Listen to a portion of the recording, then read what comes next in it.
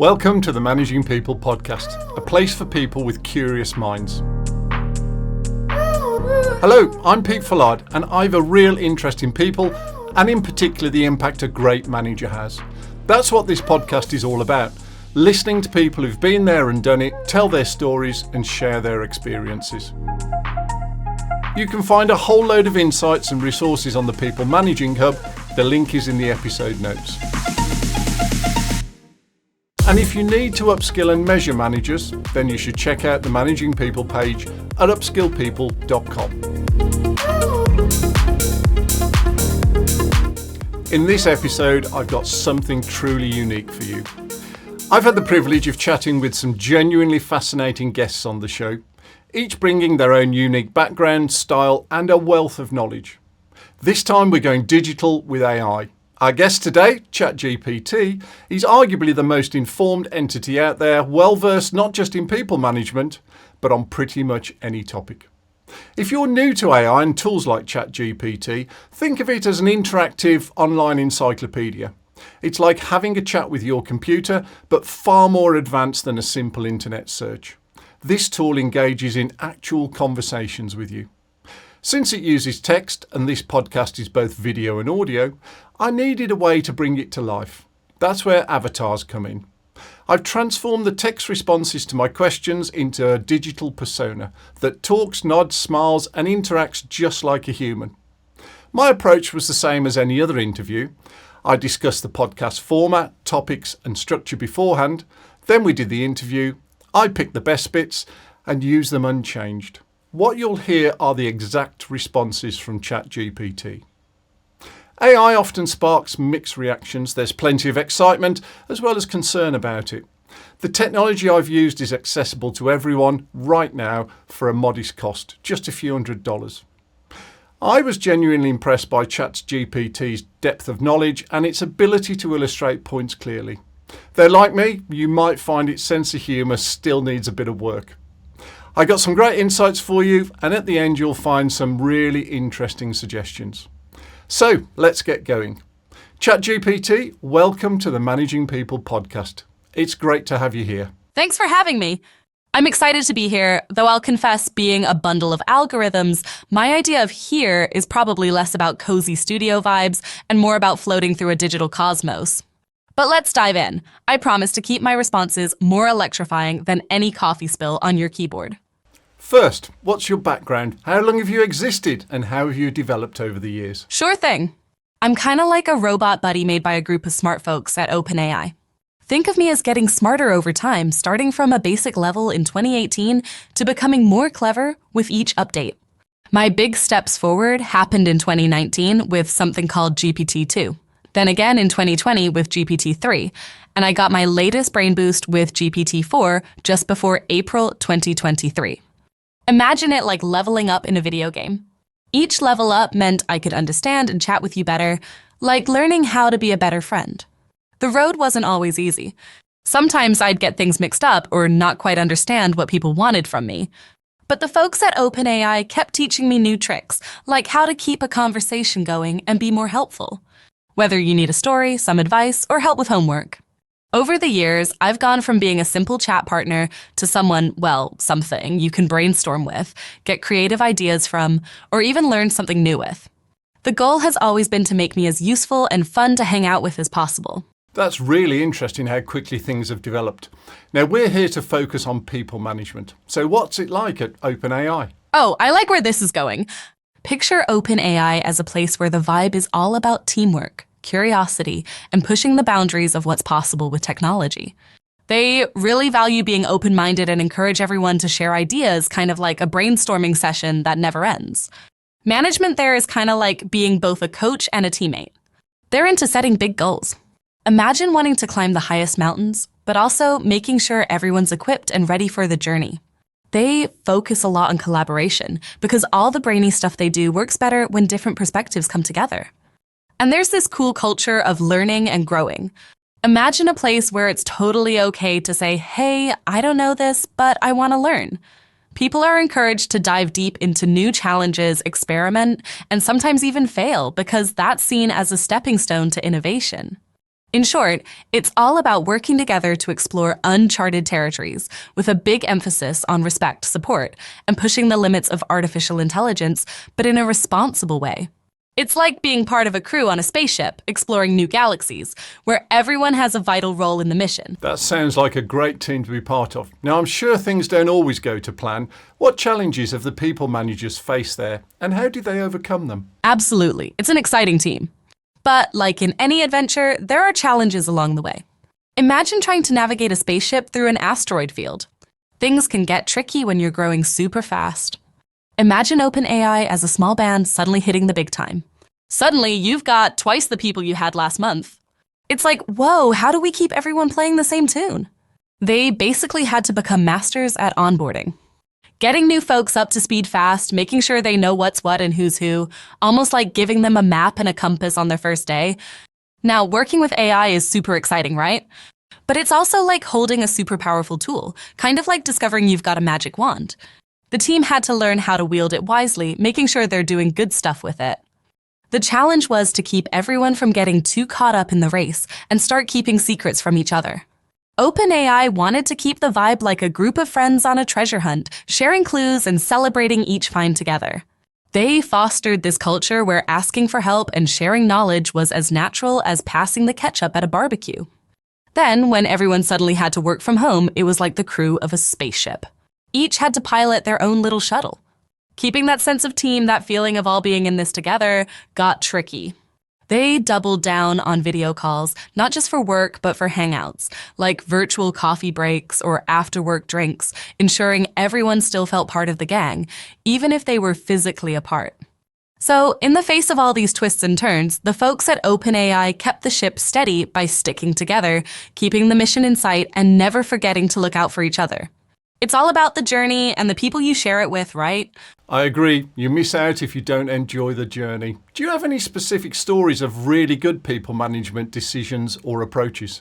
Sure. Let's dive into a story that's like a lesson wrapped in an adventure. Imagine a tech company not unlike a bustling city of minds working on groundbreaking projects. In this city, there's a team facing a mountain of a challenge, something new and daunting, a project that could really put them on the map. But there's tension like the air before a storm, because it's tough, and the team's feeling the pressure.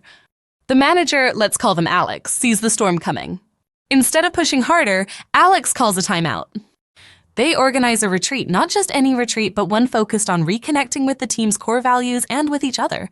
It's like they've all been climbing this mountain separately, and Alex decides it's time to regroup at base camp. At this retreat, Alex does something unexpected. Instead of workshops on productivity or technology, they focus on storytelling. Each team member shares their own story, their struggles, their wins, and why they're passionate about what they do. It's like passing a talking stick around a campfire where each story adds to the warmth. This simple act transforms the team. Understanding and empathy grow, replacing tension with a sense of unity. They return not just as colleagues, but as comrades ready to face the mountain together. The project that seemed like a mountain before, they tackle it with renewed vigor and collaboration, turning it into one of the company's standout successes. Alex's decision to focus on empathy and connection rather than doubling down on deadlines and deliverables was a masterstroke in people management. It shows that sometimes stepping back and nurturing the human connections at work can lead to breakthroughs that pure grind never would. In the world of tech, where the focus is often on the next big innovation, the real superpower might just be fostering a strong, connected team. And that's a true story that happened, right? Oh, for sure. The story I spun for you. It's not about one specific event that happened somewhere. Think of it more as a blend of a bunch of different stories and ideas I've come across.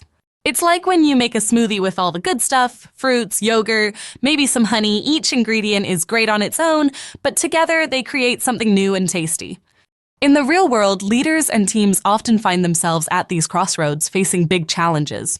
And it's not uncommon for them to take a step back and think, okay, how can we tackle this together in a way that's not just about grinding through tasks? They might not all go on a retreat, but the essence of looking out for each other, sharing stories, and building a strong bond, that's golden and happens more often than you'd think. So while the narrative I gave you was a bit of a mixtape, the vibe it's throwing down about the power of empathy, understanding, and really connecting with your team is as real as it gets. It's like those moments when you're chilling with friends, sharing stories, and you just feel that solid connection.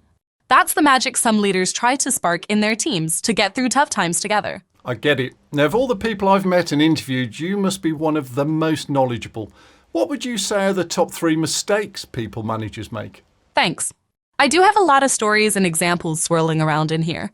When it comes to people management, even the best can slip up.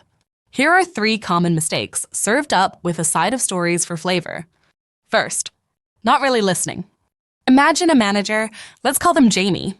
Jamie's all about action, always running from one meeting to another, always with a plan. But Jamie's so focused on ticking boxes that they miss what their team is actually saying. The team feels unheard, like they're talking to a brick wall, leading to frustration and disengagement. It's only when a project hits the skids because of overlooked feedback that Jamie realizes the value of truly listening, not just hearing. The lesson? Slowing down and listening can prevent a lot of headaches down the road. Second, micromanaging. Then there's Alex. Alex is brilliant, knows the business inside out, but has a hard time letting go of the reins. They're in every detail, double-checking work, sending back projects for tiny revisions. It's like having a chef over your shoulder, adjusting the salt as you cook.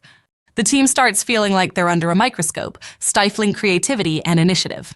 It takes a candid conversation with a trusted colleague for Alex to see that by trying to keep control, they're actually holding their team back. Learning to trust and delegate turns things around, unleashing the team's potential. And finally, ignoring team dynamics. Consider Taylor, who manages a dream team on paper. But there's a hitch. Taylor focuses solely on results, ignoring how the team works together. When tensions between team members start affecting performance, Taylor is taken by surprise. It's like planning the perfect party but forgetting to introduce your guests to each other.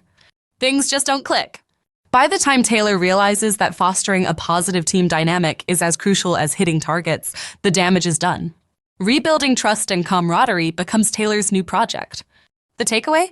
Paying attention to the human element keeps the team engine running smoothly. These stories might be fictional, but they reflect real-world scenarios where a little adjustment in leadership style can make a big difference in team harmony and productivity.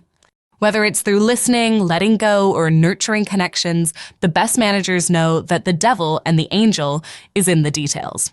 I can relate to all of those, thanks. Now let's turn to the behaviours of a good manager. The research my team and I completed identified 7 competencies any good people manager should develop. Communication, team working, adapting to change, building relationships, planning and organising, having the ability to analyse and delivering results. Which do you think are the most important of these and why? Choosing the most important competencies from such a stellar lineup is like picking your favorite flavour of ice cream. It can depend on the day and the situation. But if we're looking for the scoops that make almost any management Sunday come together, I'd highlight communication, adapting to change, and building relationships. Here's why. First, communication. Imagine trying to assemble a piece of furniture with friends, but no one's talking. One person's working on step 5, another's back on step 2, and someone else is just looking for the screwdriver. Chaos, right? Communication is the lifeblood of any team. It's not just about giving instructions, it's about ensuring everyone's on the same page, understanding each other's perspectives, and feeling heard. Great communication can elevate a team, while poor communication can sink it. It's like the difference between a harmonious orchestra and a cacophony of sound. Next, adapting to change. Now, think of surfing. You're out on the water, and no 2 waves are the same. You need to constantly adjust your stance, balance, and timing. In today's fast-paced world, the ability to adapt to change is crucial. Markets shift, projects evolve, unexpected challenges pop up. Managers who can navigate these changes help their teams pivot and see the opportunities and disruptions rather than just the obstacles are like seasoned surfers who can ride any wave that comes their way. Finally, relationships. Consider your favorite team sport. The teams that win aren't just a bunch of star players. They're groups that trust each other, understand each other's strengths and weaknesses, and work together seamlessly. Building and maintaining strong relationships is at the heart of effective team management. It's about more than just getting along. It's about creating an environment where everyone feels valued, supported, and motivated. Great managers know that strong relationships are the foundation upon which everything else is built. While all 7 competencies are important, these 3 stand out because they underpin and enhance the others. Effective communication ensures that planning, organizing, and delivering results are aligned with team goals. Being adaptable helps manage the challenges that come with change, requiring analysis and strategic thinking. And strong relationships foster a collaborative environment where team working thrives. Together, they're like the secret sauce that makes a good manager great. All great examples, thanks. I agree with your choices. So which other organisations do you think have great people managers? Ones with skills in these competencies? There are several organizations renowned for their people management practices, often cited in studies, awards, and employee feedback platforms, like Glassdoor. Let's talk about a few that consistently stand out and why. Let's start with Google. Think of them as that friend who's always got a cool project on the go. They're big on chatting things out and making sure everyone's feeling good. Google's like, got an idea? Let's hear it. They're always popping up as one of the best places to work because they really listen to their folks and make work fun. Then there's Netflix. There, it's all about freedom. It's like they hand you the remote and say, you do you, just make sure it's awesome. They're straight talkers, which means everyone knows where they stand, and they're super quick to adapt, kind of like how they changed TV for all of us. Finally, Patagonia. They are the outdoorsy friend who's all about the planet. Working there is like being part of a mission to save the world. They're not just about selling gear, they want to make a difference, and it shows. They're the cool company that walks the walk on being green and caring for their crew. So these places, they're like the cool kids of the business world, but they're also the kind ones, the smart ones, and the ones who are always looking out for their team. Those are good organisations for sure. I'm a customer of all of them. So what about the ones you don't believe look after and develop their people managers quite so well? Now that's venturing into tricky territory. While it's important to discuss and learn from less than stellar management practices, I steer clear of calling out specific organizations. Plus, my goal is to keep things positive and constructive. However, I can share some general trends about what typically leads to organizations being viewed negatively in terms of management practices. So, think of it like spotting a restaurant that looks great on the outside, but once you're in, you realize why there's no wait for a table. Companies that might not be nailing it with their people management often show a few telltale signs. Starting with the revolving door. Ever walked past those places with a help wanted sign that's practically part of the decor? High turnover is a big red flag. It's like if everyone's leaving the party early, maybe the music's bad or the snacks are off. Next, the grumble pages. You know those review sites where folks can leave their 2 cents about a place? When a company's got a bunch of reviews that make you wince, it's like reading a bad restaurant review that mentions unfriendly staff and cold food. It makes you think twice. Then there's mystery moves.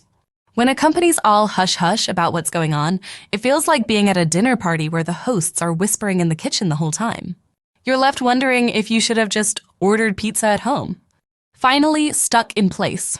It's like being in a job is like joining a gym where all the equipment's from the 80s. If there's no new gear, aka opportunities for learning or moving up, you're not going to be too thrilled about your workout, right? So yeah, just like picking a restaurant or a gym, choosing where to work can be hit or miss. But hey, the good news? Places change. A restaurant can get a new chef, and companies can totally turn things around with the right moves. It's all about not getting stuck on the bad reviews and seeing who's willing to put in the work to make things better. Thank you. As I'd expect, a very diplomatic answer. Let's move on. Do you think great people managers are born or made? And do you have any studies to support your view? The old nature versus nurture debate, but in the context of people management, I'd say it's a mix. Some folks might have a natural knack for empathy and communication, like those friends who are just naturally good at making sure everyone in the group feels included. But a lot of what makes a great manager can definitely be learned and honed over time. Think about cooking. Some people just have a feel for flavors and can whip up a great meal without a recipe. But even if you're not a natural-born chef, you can still learn to cook amazing dishes with practice, study, and guidance. The same goes for management.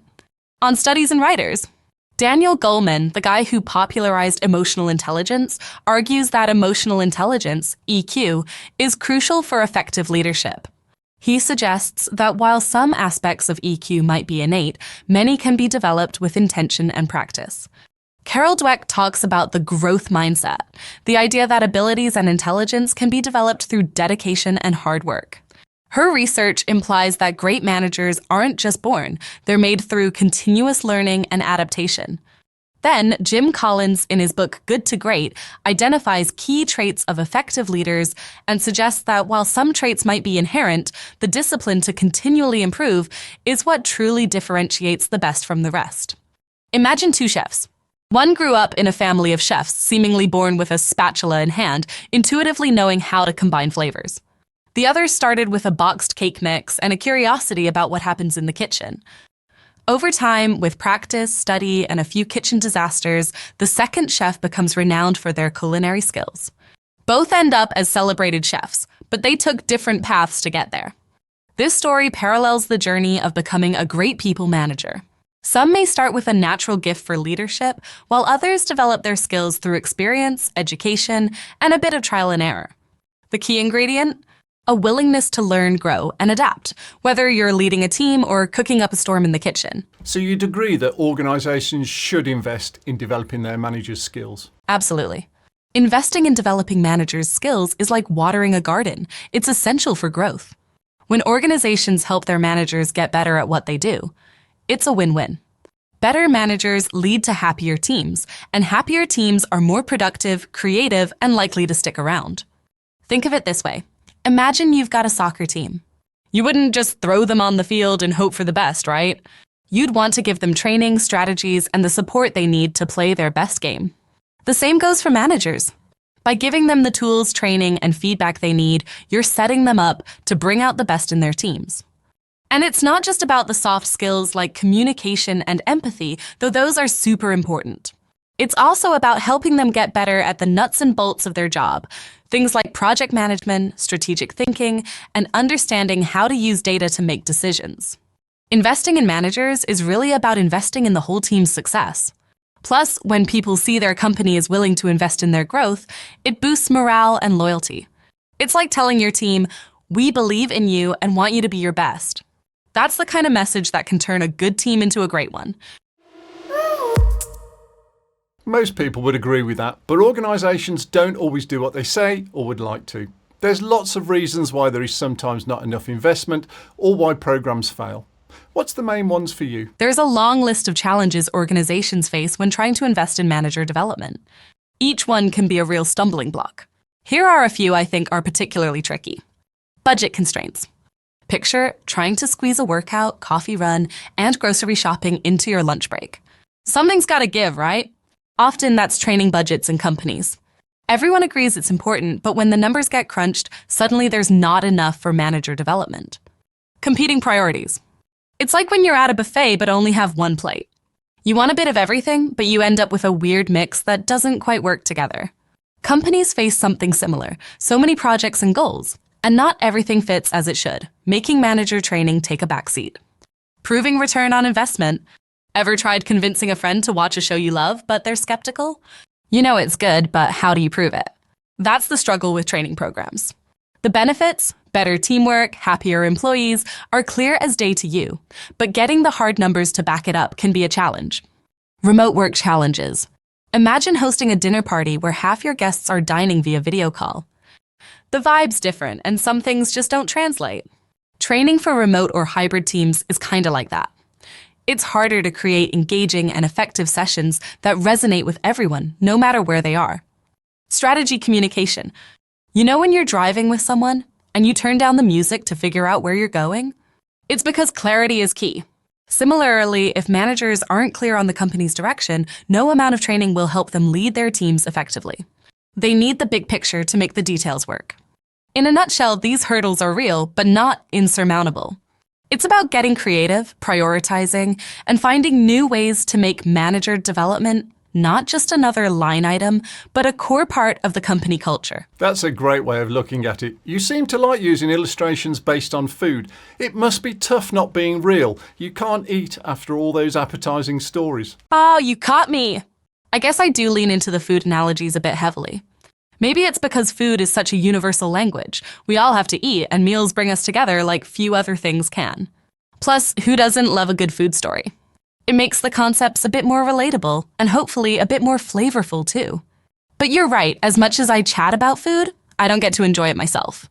I'll just live vicariously through all the tasty tales and analogies we share. Your stories are very easy to digest, thanks. Let's get into the numbers. Do you have any facts and figures from studies and reports on the impact a good people manager can have, and also a not so good one? Sure thing. Let's dive into some of the detail, but we'll keep it as light and digestible as a piece of your favorite cake. Managing people, good or bad, comes with some eye-opening numbers attached. The good stuff. Imagine a world where every manager is like that coach who always knew how to get the best out of you. The stats back up how great that would be. Companies that score high on effective people management practices can see a profit increase of up to 23%. It's like turning a small bakery into a bustling cafe that's the talk of the town, just by being a good boss. There is also a tidbit from Gallup saying that teams with engaged employees led by managers who motivate and support them see a 41% reduction in absenteeism. It's the difference between a team that's all hands on deck versus one where half the crew is always calling in sick. The not so good. On the flip side, having a bad manager is like a recipe guaranteed to flop. Gallup also found that managers account for at least 70% of the variance in employee engagement scores.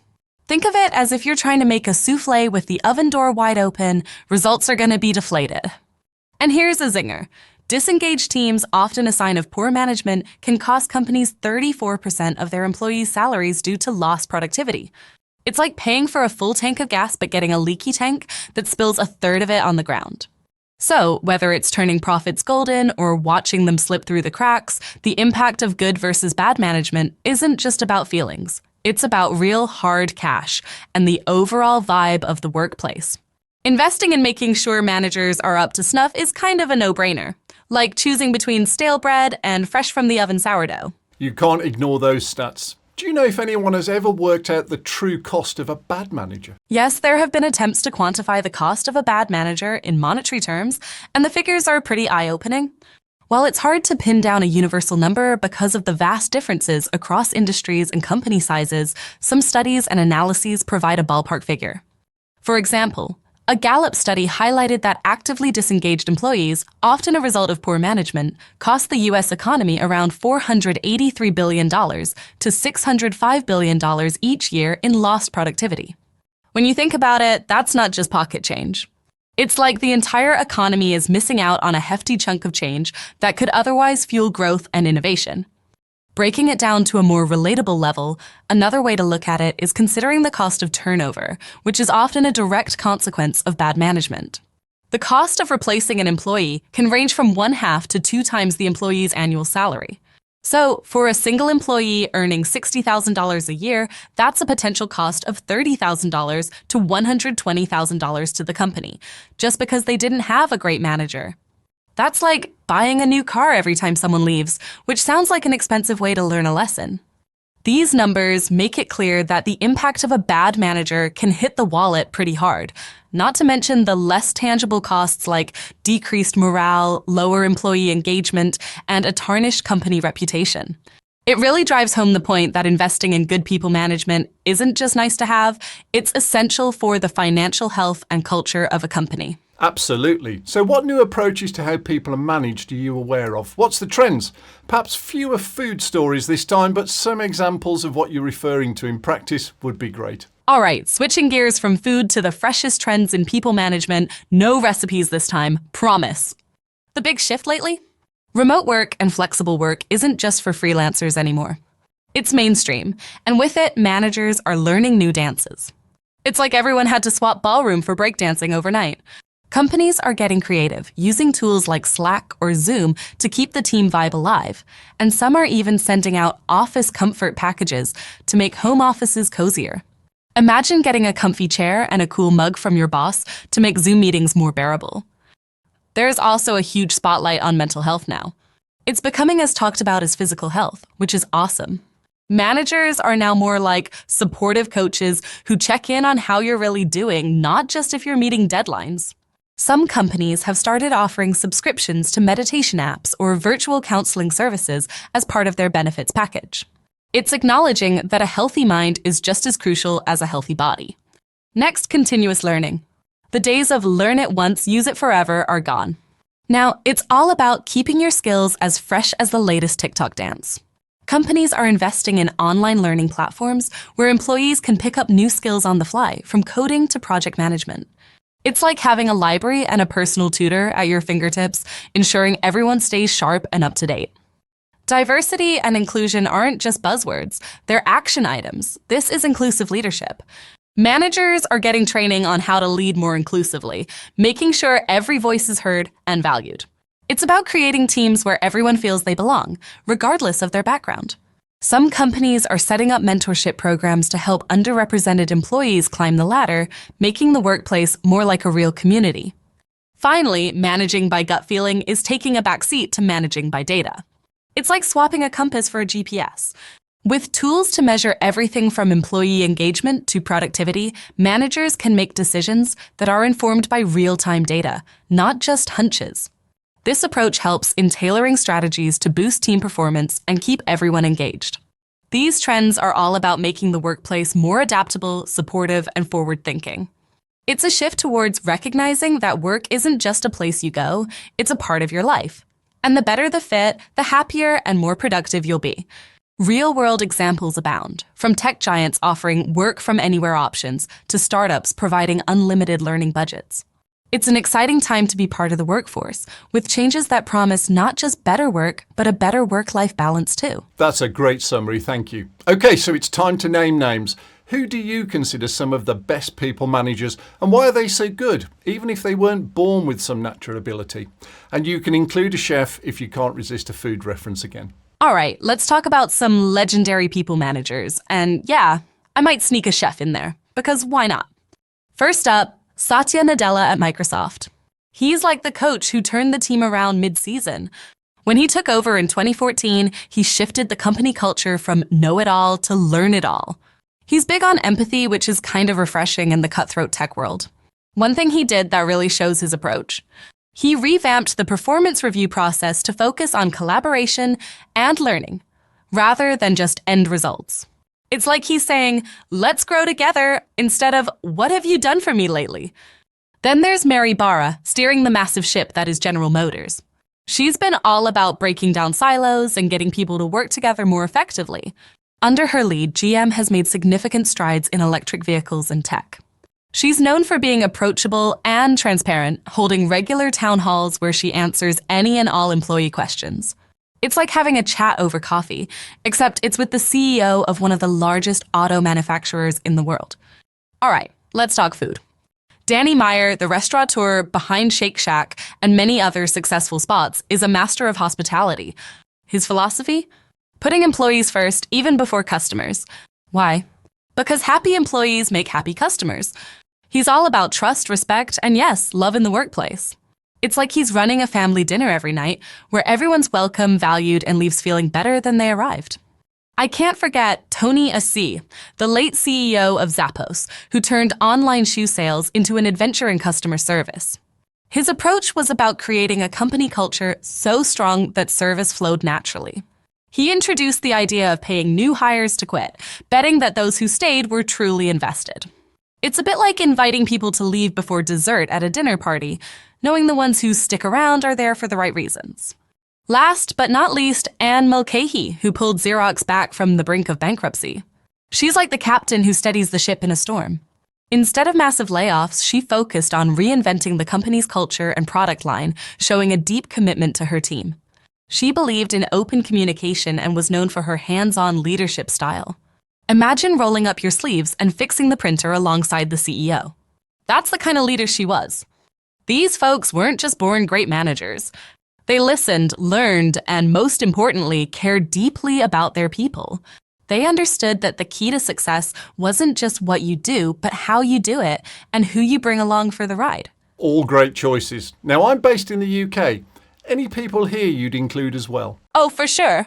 The UK has its fair share of remarkable business leaders who've made waves with their people management skills. Let's give a nod to a couple of standouts. You can't talk about British business icons without mentioning Richard Branson of Virgin Group.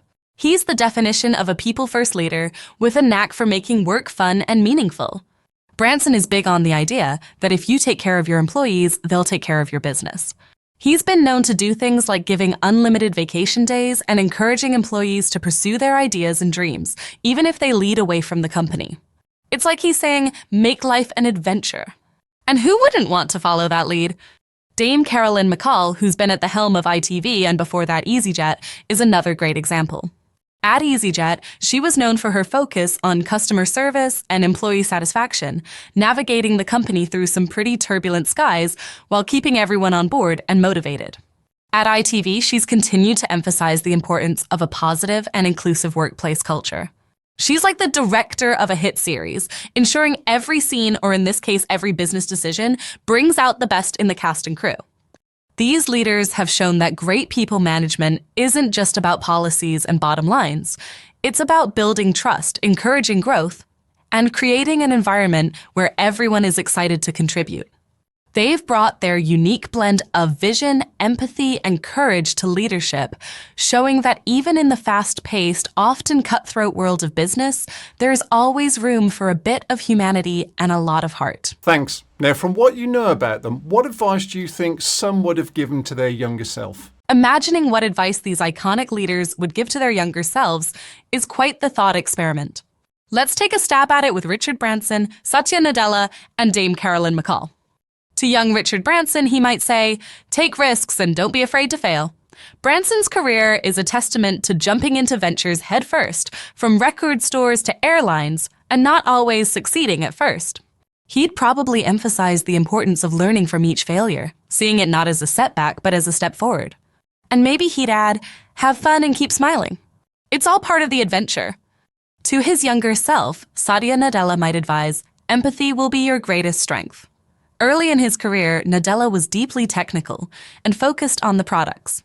Over time, he learned that understanding and connecting with people is what truly drives innovation and success. He'd likely stress the importance of listening, learning, and growing both personally and professionally, and remind himself that the journey is as important as the destination.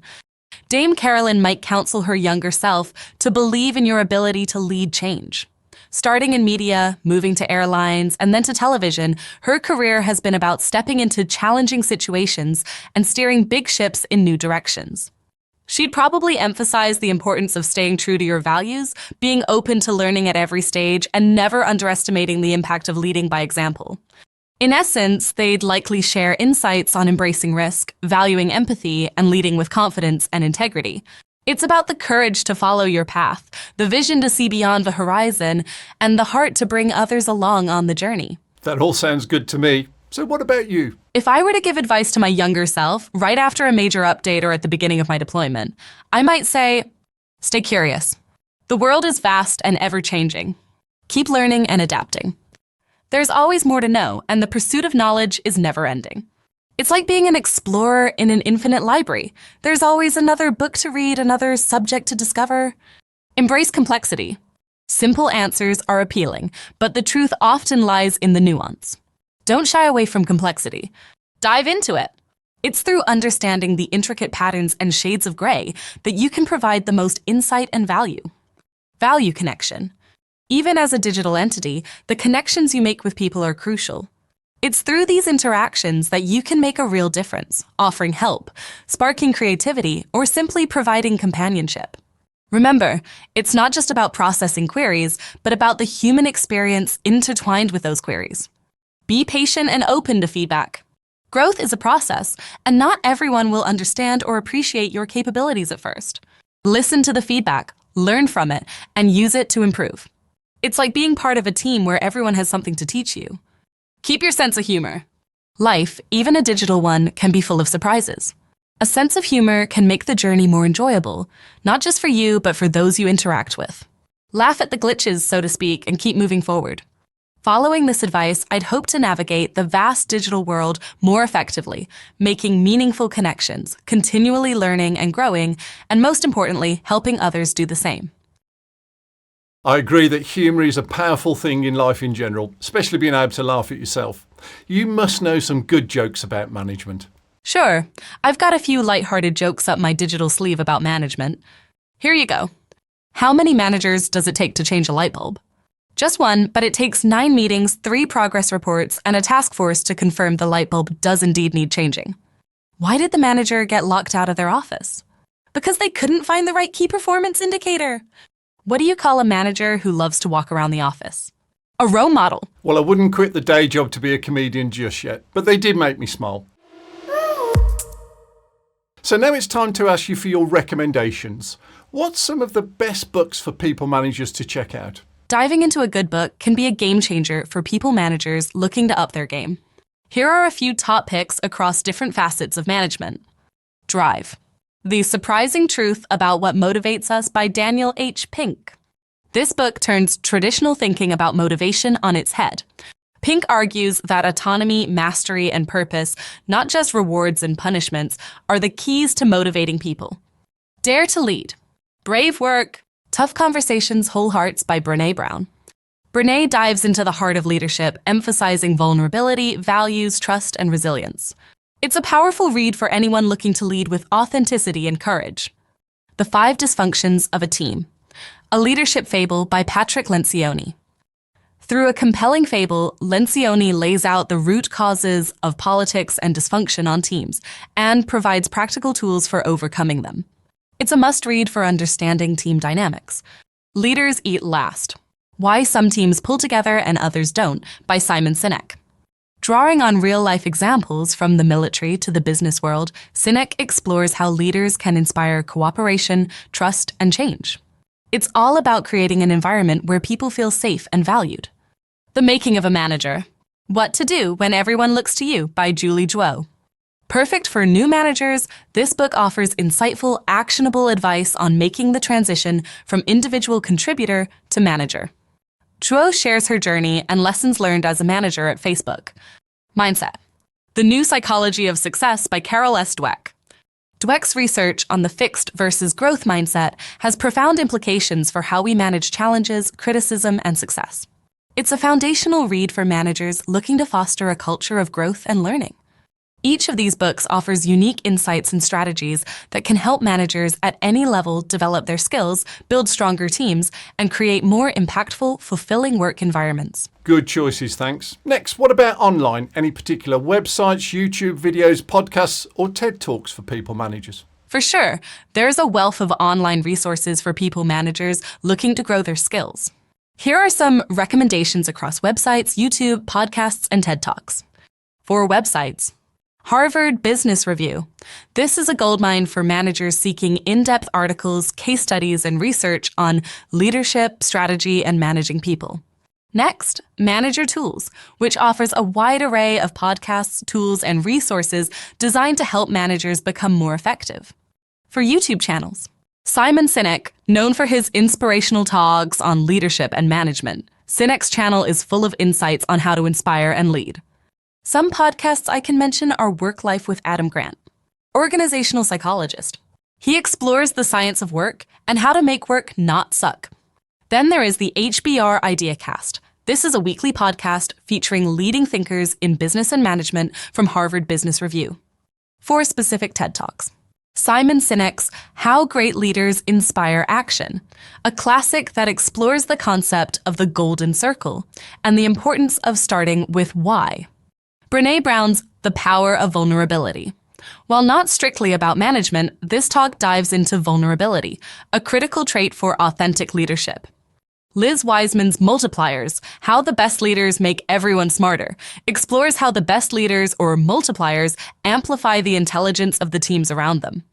These resources span a wide range of topics, from the philosophical and motivational aspects of leadership to the practical and tactical sides of managing teams.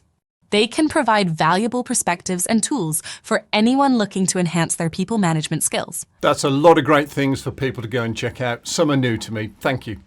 Now, to distill it all down, what's the one bit of advice you'd give to any people manager? The one piece of advice I'd offer to any people manager is to prioritize listening.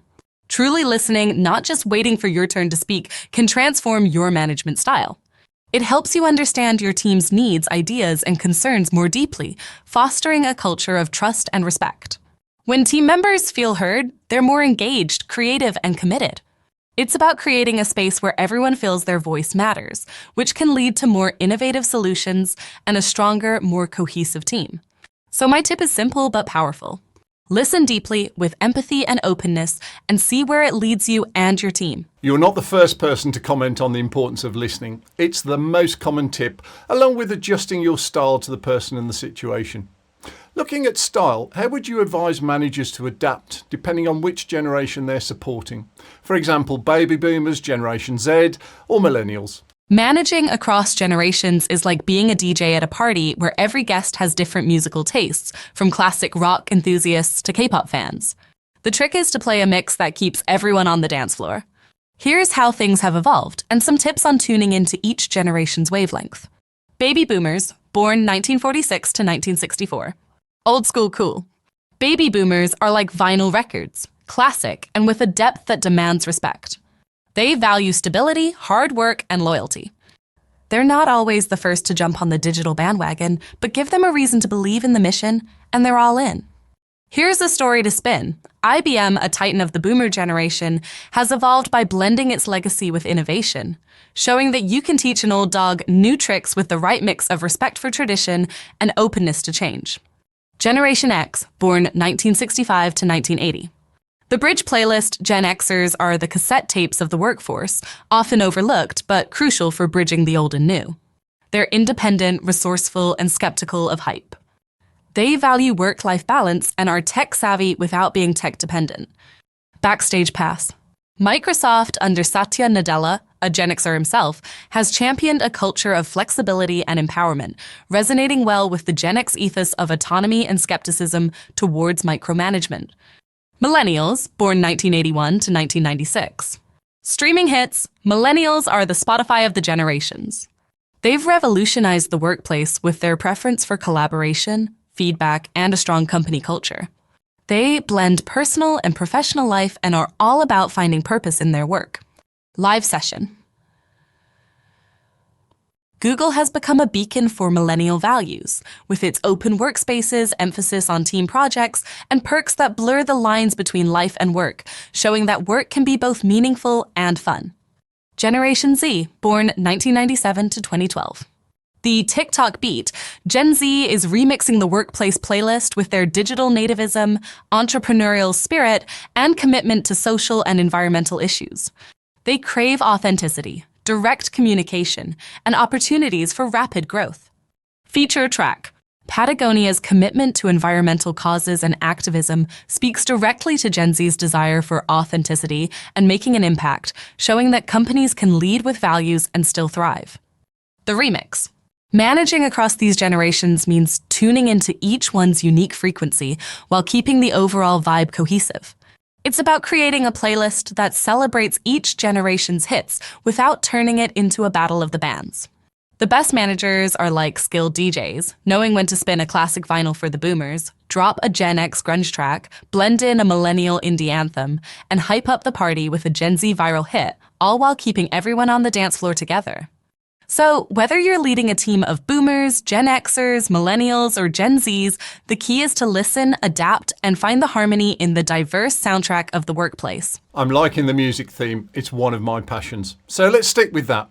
When a manager needs to think creatively or focus, can you give me 3 albums to help the brain? And what's the data to back up your choices? Choosing the perfect soundtrack for creative and focused thinking is like curating the ideal coffee blend for your morning routine. What works can vary widely from person to person. However, there are a few albums and genres backed by research and general consensus for enhancing concentration and creativity.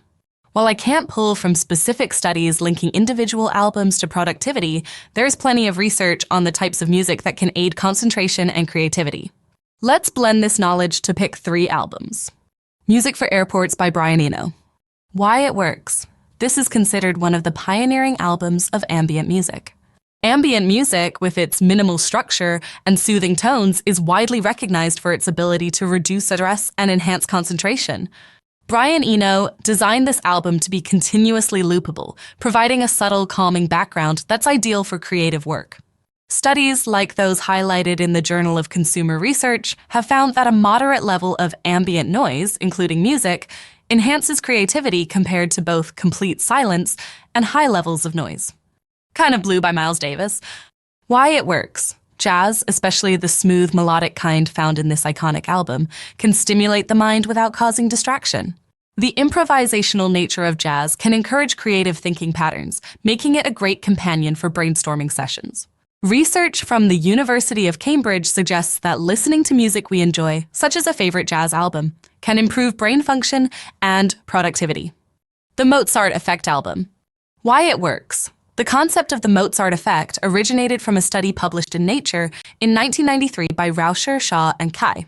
The study suggested that listening to Mozart's music could temporarily enhance certain types of mental tasks, including spatial temporal reasoning. While the broader claims of the Mozart effect have been debated, classical music, with its complex compositions and lack of lyrics, is generally considered beneficial for concentration and relaxation. An album of Mozart's compositions can provide a stimulating yet non-invasive background for deep work. These albums span different genres, each with qualities that research and anecdotal evidence suggest can aid in concentration, reduce stress, and foster creative thinking. Whether it's the ambient landscapes painted by Brian Eno, the smooth jazz improvisations of Miles Davis, or the classical complexities of Mozart, there's a sonic backdrop for every manager's creative and focused work sessions. Right, that's the playlist sorted. Anything else you'd like to add about people management as we draw to a close? I'm glad you've got your playlist ready to go. Just to wrap up our chat on people management, remember that at its heart, effective management is all about connection. Whether you're orchestrating a team from different generations, navigating through the complexities of remote work, or just trying to keep everyone motivated and moving forward, the key is to truly connect with your team members as individuals. Here are a few parting thoughts. Be adaptable. Just like switching tracks on your playlist to match your mood, be ready to adjust your management style to meet the needs of your team and the situation at hand. Keep learning.